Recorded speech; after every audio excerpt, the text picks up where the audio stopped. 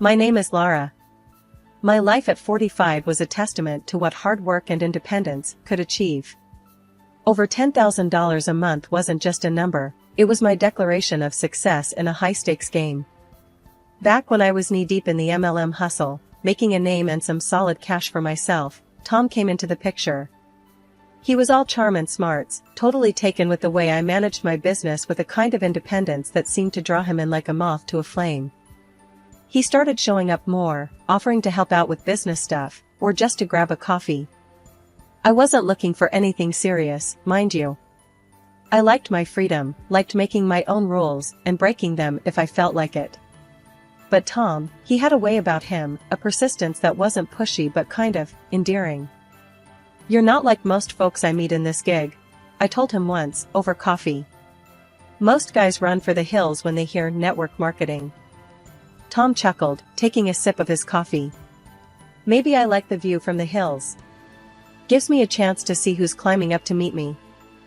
It was this blend of humor and sincerity that drew me to him. Our meetings became more frequent, and Tom's interest in my world grew. He asked questions, real ones that made me explain my business in ways I hadn't even considered. It was refreshing, invigorating, and, dare I say, flirtatious. We'd sit and chat about everything under the sun, and it wasn't long before he started talking about his mom. Now, I've always been close to my own folks, so hearing him speak so respectfully about his mother caught my attention. It wasn't just talk, you could tell he meant every word, held her in high regard. And that, I could respect. "Yeah, my mom's the real deal," he'd say with a kind of pride that lit up his face. "She's been through a lot, you know? Raised me all on her own. She's my rock." Hearing that stirred something in me. I've seen my own parents stick out the tough times, their love and respect for each other a constant through it all. I guess that's what got me seeing Tom in a new light. So, when he asked me to marry him, it wasn't the grand gesture or the promise of a life of ease that got me to say yes. It was the simple, honest love he had for his family. I thought, anyone who holds his family in such high regard, who talks about his mom with that much admiration, he's got to be a good man at heart. We got hitched, and those first few months were something out of a dream.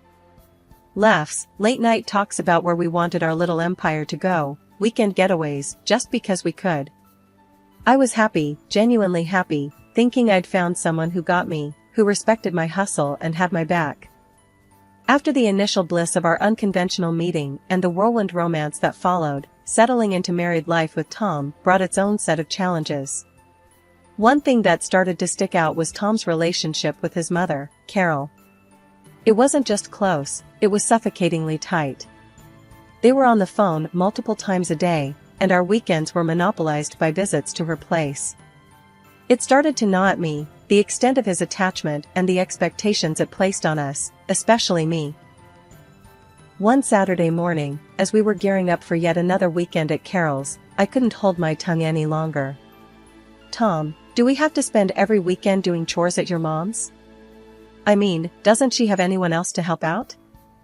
Tom looked at me like I'd just suggested we moon the neighbors. "Lara, she's old, and it's just us. Who else is gonna do it?" I sighed, frustration bubbling. "But, it's every weekend. Don't you think it's a bit much? I've got stuff I'd like to do too, you know?" His brow furrowed, and he crossed his arms, a clear sign he was digging in. "Look, Lara, she's my mom. She's always been there for me, and now it's my turn. I thought you'd understand that." The conversation was going nowhere, a stalemate between his unwavering loyalty to his mother and my growing resentment towards the situation. It was a red flag, flapping furiously in the wind of our relationship, but I chose to ignore it, convincing myself it was just a phase. As weeks turned into months, the red flags multiplied. Tom's sarcasm about my work began to surface more frequently. It was subtle at first, almost playful, but there was an undercurrent of disdain that I couldn't overlook. One evening, after a long day of video calls and client follow-ups, I settled next to Tom on the couch, laptop still warm from use. "Phew, nailed another big client today. This could be a game changer for us," I said, trying to share my excitement. Tom, eyes glued to the TV, grunted in response. Oh, yeah, that's great. But don't you think it's time you considered a real job? You know, one that doesn't have you glued to that screen all day? I bristled, my enthusiasm cooling into annoyance. A real job? Tom, this is a real job. I'm making more than we'd ever dreamed of. What's not real about that? He shrugged, not meeting my eyes. I dunno, Lara. It's just, all this network marketing stuff seems a bit dodgy, doesn't it? The word stung, a slap to everything I'd worked so hard to achieve. Dodgy? You know what, Tom? Maybe you should spend a day in my shoes, before you start judging. The conversation ended there, but the tension lingered, a thick fog between us that didn't dissipate. Tom's inability to value my career, coupled with his abnormal attachment to his mother, left me feeling isolated in my own marriage. The red flags were no longer just flapping in the wind, they were blaring sirens, warning me of the storm ahead. Yet, I pressed on, hoping for a change, clinging to the memories of our early days. But as time passed, it became increasingly clear that Tom's loyalty was split in a way that left little room for us, for me. The endless weekends at Carol's, my mother-in-law's place, had turned from a mild inconvenience into a full-blown chore. Every visit was the same routine: sit at the dining table, nod along to Carol's lectures on housekeeping and the importance of saving every penny, and watch Tom hang on to every word she said as gospel. It was like stepping back in time, and I was wearing thin. One such afternoon, as Carol went on about the virtues of homemade meals over eating out, Tom chimed in, his voice laced with that now familiar sarcasm. Yeah, Lara, maybe you should take a page out of Mom's book. All that time on your computer, and what do you have to show for it? A strange business that no one understands. I felt my cheeks burn, a mix of anger and embarrassment. Tom, we've been over this. My strange business is paying our bills, and then some. I'm working, not playing around on the internet. He scoffed, shooting a look at Carol, who wore a smug expression. A real job doesn't have you stuck at home all day. It's about getting out there, dealing with real people, not just numbers on a screen. The jab stung, more so because it was made in front of Carol, who nodded in agreement as if she had any say in our finances. I bit back the retort on the tip of my tongue, realizing it was futile. Tom was echoing his mother's outdated views, and there was no winning against a united front. Feeling isolated and misunderstood, I decided to seek refuge with my parents. They were old school in their own way, but they understood the value of hard work, regardless of the form it took. Their reaction to Tom's criticisms was a mix of anger and disappointment. Lara, it's clear he's jealous, my dad said, his brow furrowed in concern. Envious because you're succeeding without having to trudge to some office every day. Don't let his insecurities drag you down. My mom nodded, her hand squeezing mine. You're doing amazing, sweetheart. Tom needs to see that. He's supposed to support you, not tear you down. Their words were a balm to my frayed nerves, and with a renewed sense of resolve, I returned home, hoping to clear the air with Tom. But what awaited me was far from the reconciliation I'd hoped for. Tom was livid, pacing the living room like a caged animal. So, you ran to your parents to complain about me? About us? He accused, not even bothering to greet me. I was taken aback by the intensity of his anger. Tom, I needed some perspective. They're my parents. Who else am I supposed to talk to? His laugh was harsh, void of any humor. Perspective? Or you wanted them to take your side, tell you how wrong I am? They're poisoning you against me, Lara. That's not true, and you know it, I countered, my own anger rising. They're worried about us, about how we're not communicating. It's not about taking sides. But Tom wouldn't hear it. No, it's always about sides with you. Your business, your money, your parents. What about me, Lara? When do I get to be a part of this marriage? Eventually, the tension cooled, and we found our way back to a fragile truce, but the cracks remained, widening with every sarcastic comment, every dismissive gesture. The air was thick with tension, the kind that settles in your stomach like a bad meal, as we sat around Carol's, my mother-in-law's, cluttered dining table. As usual, Tom and Carol were in their element, a duo of traditional views and thinly veiled jabs at my expense. Today's topic of choice, once again, geared towards the proper roles in marriage, a well Carol seemed to draw from endlessly. You know, Laura, Tom started, his voice laced with that familiar patronizing tone. Mom's right. There's more to being a wife than just making money. Maybe it's time you started focusing on what really matters. I clenched my fists under the table, my patience wearing thin. And what, according to you, really matters? Cleaning? Cooking? Being at your beck and call? Carol jumped in, her voice sharp. Exactly. It's about making a home, caring for your husband. Not glued to a screen all day. I know plenty of women who'd be more than happy to take your place, ones who understand the value of a proper marriage. The audacity of her words struck a nerve. Oh, is that so? I shot back, my voice rising despite my attempts to keep calm. You think you can just replace me with some Stepford wife who fits your outdated idea of a proper marriage? Tom's allegiance was clear as he nodded along with his mother's cruel suggestion. Laura, you're missing the point. It's not about replacing you. It's about what's best for us, for our family. Best for us? Or best for you and your mother? I countered, feeling the weight of their united front. Since when did our marriage become a three-person decision? The humiliation of being openly discussed as replaceable, as if I were nothing more than a poor fit in their perfect world, was a new low. Feeling cornered and outnumbered, I pushed back from the table, my chair scraping loudly against the floor. You know what? If you're so convinced you can find someone better, then maybe you should. I spat out, the hurt evident in my voice. Tom looked taken aback, as if he hadn't expected his words and his mother's to cut so deep. But the damage was done, the line drawn in the sand. I thought marriage was about partnership, support, and love. Not constant criticism and unrealistic expectations, I said, my voice steady despite the turmoil inside. There was a heavy silence, one that spoke volumes about the state of our relationship. As I walked out of the room, the sound of my footsteps echoed, a resolute declaration that I wouldn't be belittled or demeaned any longer.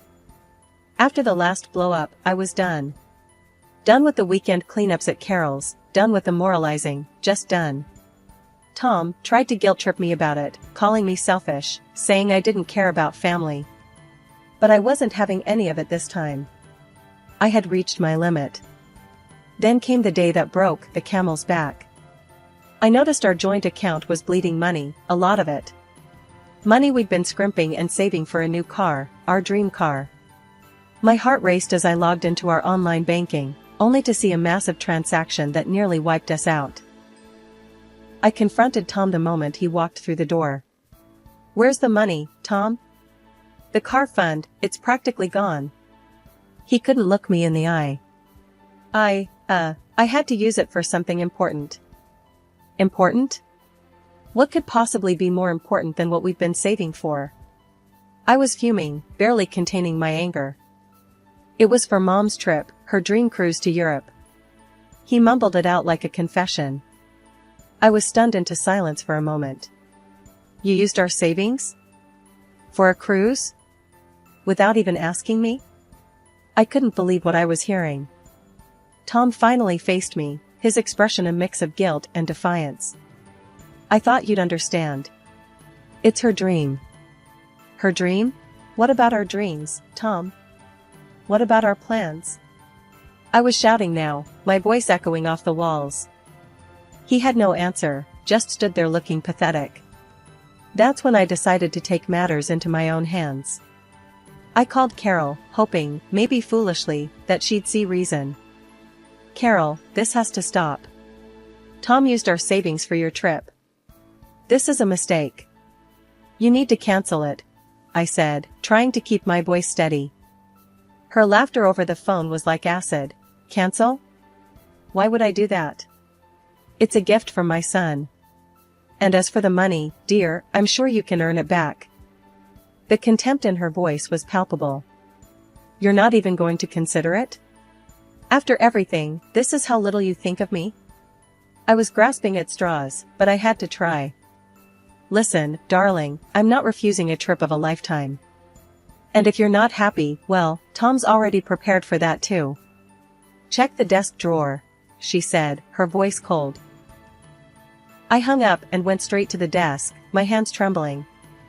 There, among bills and old receipts, were the divorce papers, signed and ready to go, as if Tom had been planning this all along. My heart wasn't just broken, it was pulverized. I signed them, my hand steady, but my soul in turmoil. Packing my bags felt like I was erasing a part of my life, a part one once cherished. As I zipped up the last of my luggage, Tom finally spoke up. His words were a cold dagger. I saw how you talked to my mother. No respect. You don't deserve to be in this house. You don't deserve me. His words hit me like a slap. The arrogance. The conceit. To think he saw himself as some prize, worth fighting over, after everything that happened. It was laughable, if it wasn't so tragic. Yeah?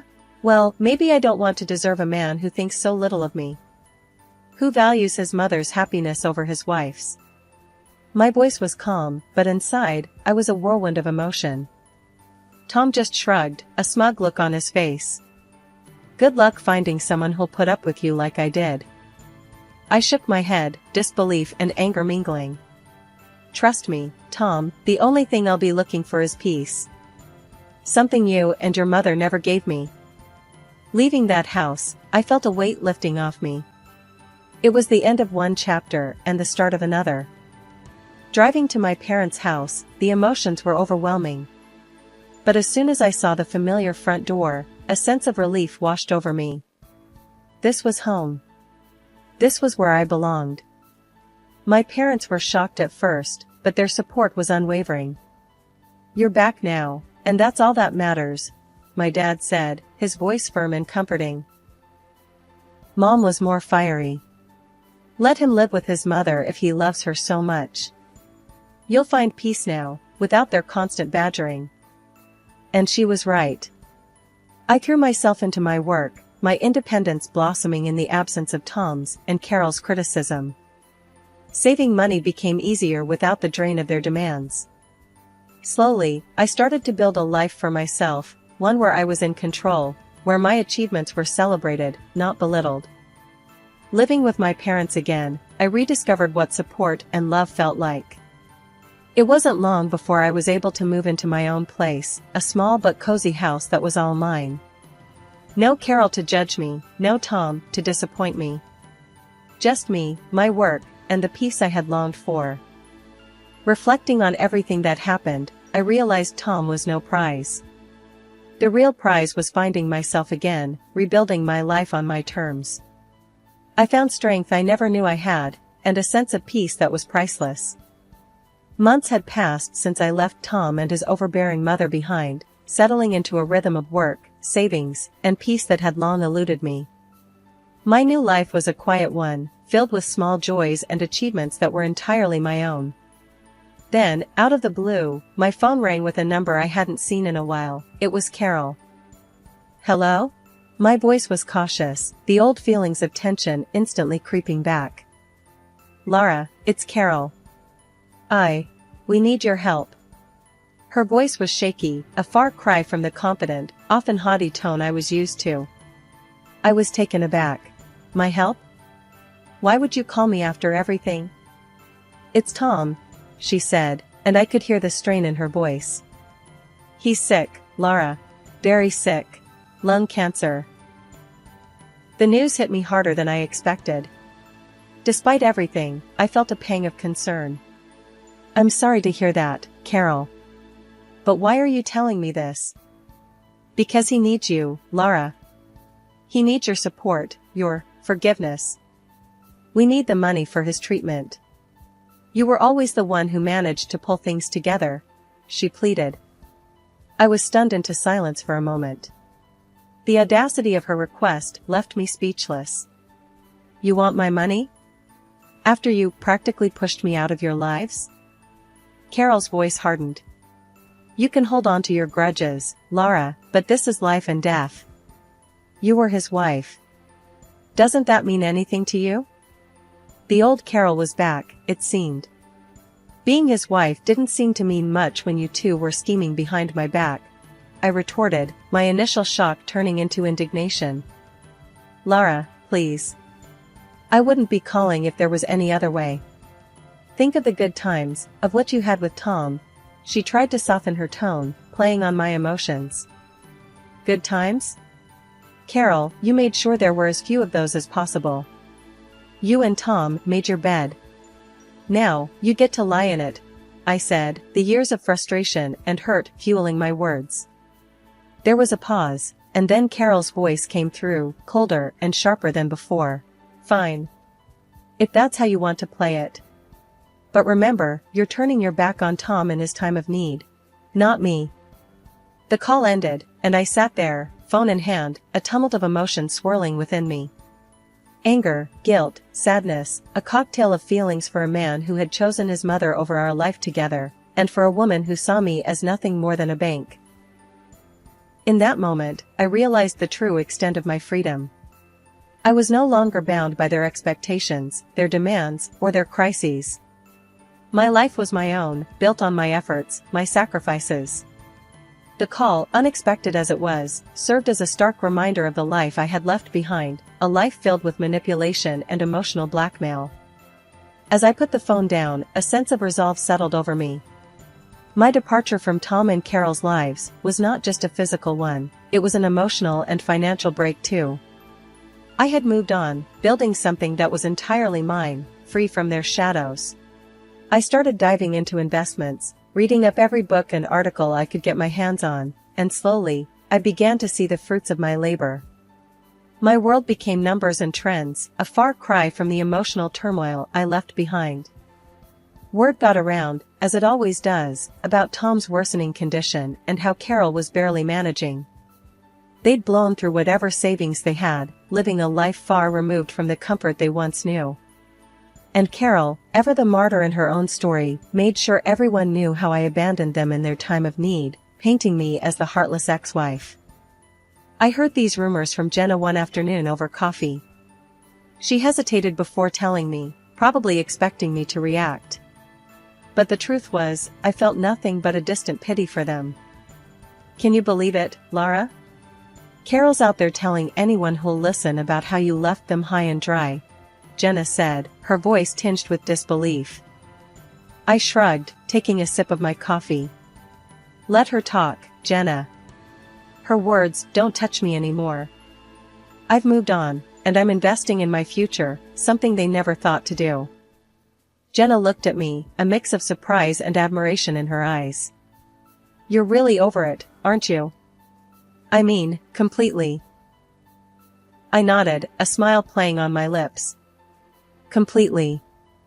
My life's taken a turn for the better since I stopped letting them define my worth. I'm making smart investments, learning more every day. Their opinions, their struggles, they're just echoes of a life I left behind. It was liberating, this feeling of complete detachment from the chaos that once consumed me. The rumors, the pitying glances, they meant nothing now. I was building something lasting, investing in myself and my future. The contrast between my growing stability and their dwindling fortunes was stark, but it was the result of choices we each made. As I continued to expand my knowledge and portfolio, the satisfaction of seeing my investments grow was unmatched. I was proving to myself, more than anyone else, that I could thrive on my own terms. The independence and financial security I was building were my true vindication, far removed from the petty squabbles and desperate gossip of Carol's making. One evening, as I reviewed my investment portfolio, the growth and progress reflected in those numbers filled me with a sense of pride. This was real, tangible proof of my resilience and foresight. The rumors, Carol's bitterness, Tom's struggles, they were just background noise to the symphony of my new life. In this quiet moment of reflection, I realized the true extent of my transformation. I had not only survived the storm, but emerged stronger, wiser, and more determined. My past with Tom and Carol was a chapter closed, a lesson learned, and my future was a canvas I was eager to fill with the colors of success and peace.